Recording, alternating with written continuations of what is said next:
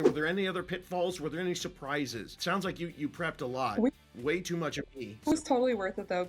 Such a stressful period. I was stressed. So I couldn't imagine having more stress by being ill prepared. But I think the biggest thing, like we even closed 5 days early. That's how much we got our stuff in, and the lender was on point, and the realtor as well. The I think the biggest hiccup or thing that I was surprised about was people not doing inspections and making offers. That threw me way off. I didn't think it was going to be that competitive. And also in the Bay Area, people offering cash outright for property really messed up the middle class that doesn't have that. And Yeah. another big hurdle that I wasn't prepared for is, or thought I wouldn't be prepared for, was having during the offer, that amount that you want to, Your earnest money the deposit? earnest money deposit, yes. So when I listened to that episode, I set a little bit more aside so that we can do that. That really helped. And if I didn't have that, I think I would have been in trouble making an offer. While you're saying all this stuff, as much as I'm getting excited that listeners are learning and they're going to avoid problems, I also just keep replaying in my head you talking about coming home to this place that makes you and the family so happy. So it's totally worth it. It is. It really is. For everybody who is getting ready to get out there, remember, every market has good things and bad things. You had to deal with a lot of competition. All that frustration you had during that competition, you still found the dream house. So the people right now are saying to me, this is so hard because interest rates went up and it costs more. It's never going to be perfect. Either it's going to be cheap and everybody's going to be going after it, or it's going to be a little bit more expensive. But the moral is do your homework, get ready, and then wait until you find it. Definitely. And a lot of people expect perfect situations, right? And nothing's perfect, especially something worth fighting for. There's always going to be that thing that discourages you. And, getting offers denied was discouraging.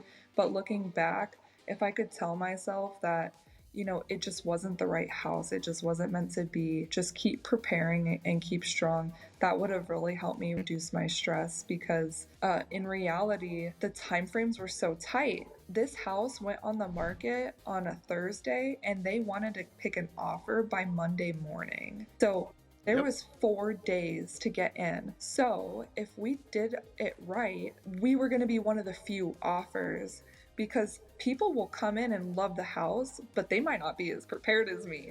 So really, it puts me a leg up even from people who might have more money or not low contingencies. It's because I got my documents in and was ready to buy this house that really sets you apart in those situations. You were ready to go all in. Thank God you had the extra couple grand.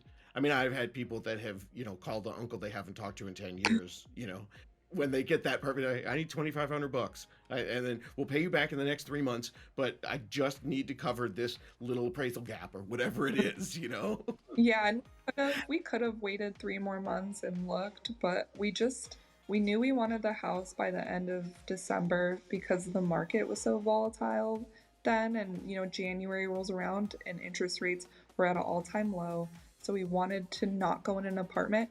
And I think the biggest motivating factor was you in my head saying, don't waste money on rents. Like, that is a forced savings account. Don't do it to yourself. And that really motivated me we didn't even buy Christmas presents. We got a little Charlie Brown tree and Yeah. like, we're going to do this.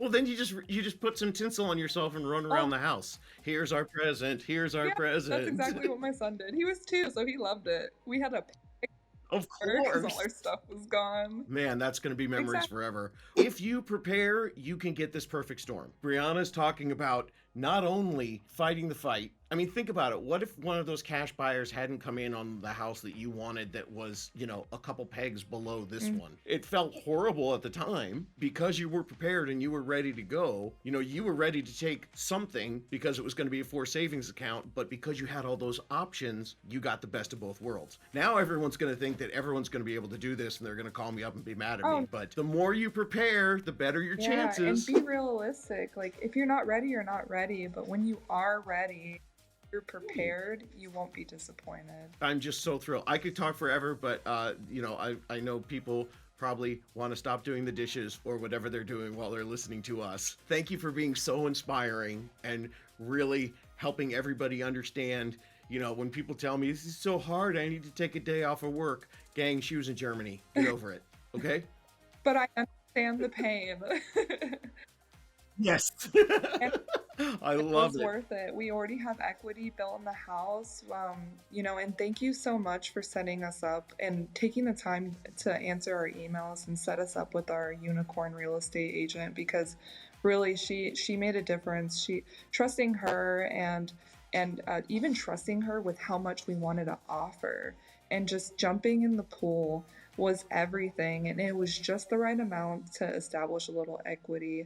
So we definitely don't regret any part of that journey at all. There are all these articles coming out about all these new realtors that got in the Mhm. game last year. A lot of my unicorn people are people that I have met over the years by going to these conferences all over the country. I meet 400 or 500 people a weekend. I'm only talking to about a dozen. I'm always thinking to myself, gosh, I wish I had somebody moving from my area who was going to move to your town. And then I got the idea for the podcast a few years ago. So it's so exciting because someone like you who deserves it, that I can go, oh my gosh, this person that I never had anybody in my town move to your town.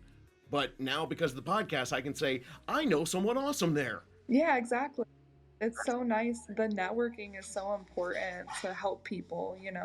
And by you having those contacts and networking, your reach is so much further than just Southern California. So you're really doing a lot to help people and get people to a place in their life where they feel proud of something. Buying a house is such a big step in your life, and feeling that pride of being a homeowner is uncomparable to anything, honestly. Oh, that's fantastic. Oh, warm my heart. Yeah. Thank you so much.